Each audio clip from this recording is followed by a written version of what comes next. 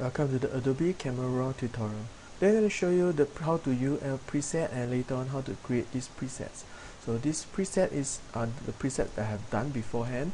So let's just take a look at how I actually start. So first I'll just choose like black and white and I'll see whether I like the photos. And then I'll choose another setting like contrast. Okay, so contrast basically is to bring out the details in the highlight and the details in the shadow. And then I'll also try dramatic sky. This is also another preset that I've done to basically bring out the details in the sky. So I kind of like this preset the best. So however, you can see that this part here is slightly overexposed. So all I need to do is to down the exposure slightly, and if I want to, I also adjust the white, which basically to make sure that the white is not so overwhelming. So yep, and basically done, and I just have to open the image and save as and done, right? Okay, here let me explain some of the sliders here. So first you can see that the exposure basically will change whether it's bright or dark, overall exposure of the image, just like as you take the picture with the camera, you can change the exposure.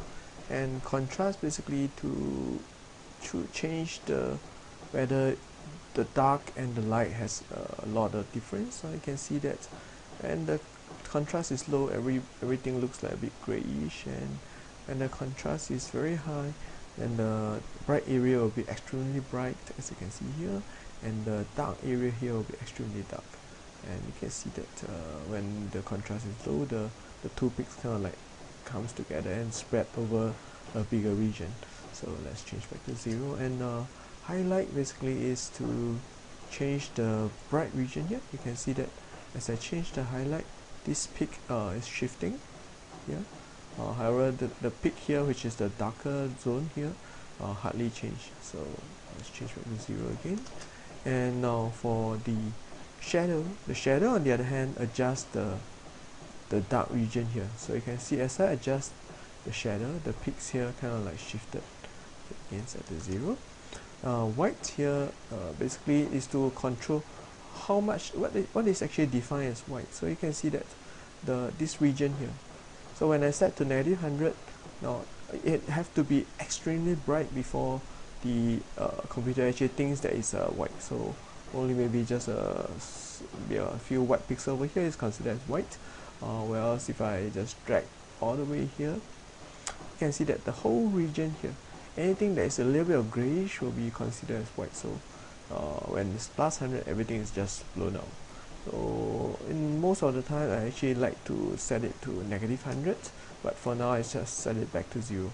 For black here, black, as you can see on the other hand, black here is actually control how much of the region here is defined as black.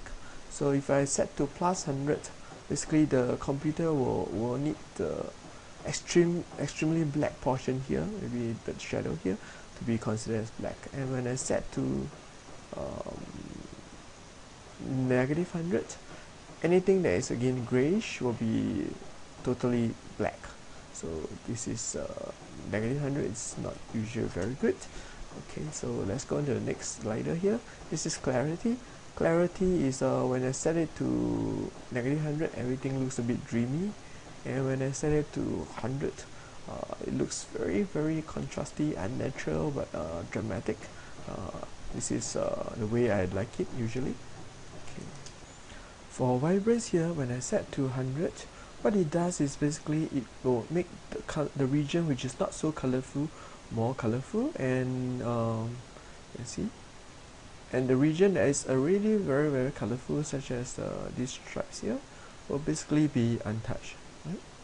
So, and on the other hand, when I set it to -100, again it will make the region which is not so colorful becomes totally black and white, and again the region which is already colorful untouched.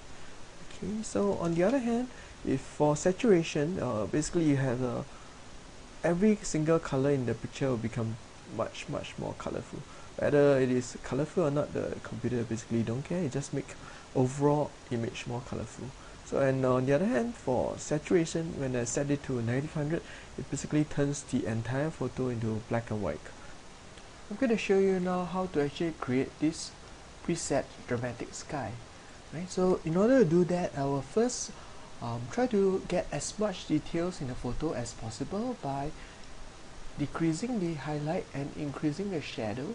You can see that what this does is basically brings the two pics and spread it out over a bigger region. So immediately you can see that before and after effect by just looking at the camera raw default. So this is before and after. So you can see that the region here, the sky here, has the clouds start to become more obvious, and likewise you can see that the curtains and the signboard here, yep, there's a lot more details there. Next, I will up the clarity to 100 again to boost the details. Again, you can see before and after.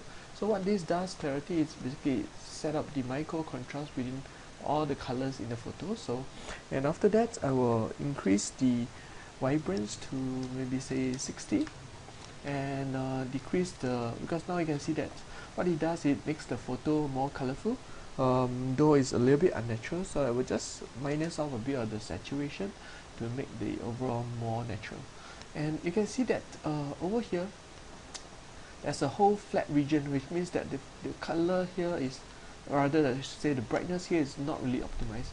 So maybe only the very bright point in the clouds is considered white. So now I will try to drag this white here until this curve spread over the whole region. Right, immediately you can see that what it does is, this is before and after. It will now ensure that this bright color here, the white, entire white color here, is considered as a pure white, which is what is supposed to be. Clouds are supposed to be white, right? So yeah, so I think this looks much better. It's 52 here. Okay, and you can further fine tune by just adjusting the exposure slightly. Okay, I think that's it. And next, I can further increase the contrast in the photo by changing this thing called the tone curve here, the second button here. I will use strong contrast. If you don't like such extreme contrast, you can choose medium. So for example, here I should use strong contrast. So you can see again before and after. So you can see that immediately when I apply the strong contrast, the whole photo looks better, but the region here, the shadow, actually disappears. So there's a pro and con in using the strong contrast. If you don't like it, you can use medium contrast, or if you really don't like contrast, you can change back to linear, which is the default. Okay, so next, I will try to further get details out of the clouds by using HSL. What I want to do is I want to make the details in the clouds appear, and I know that clouds actually is mainly blue and a little bit of aqua. So what I will do is I will just decrease the brightness of the blue to, let's say, minus 60, and aqua to minus 30. Okay, I want you to see the difference before and after. So you can see that the region of here where there is a cloud will start to become darker, and likewise the cloud here, which is original white, will becomes more obvious, right? Okay, so next I will increase the saturation to make the blue here again more obvious. So I will set this aqua to 20 and the blue to also 20. Okay, so this is before and after. Okay. Alright, so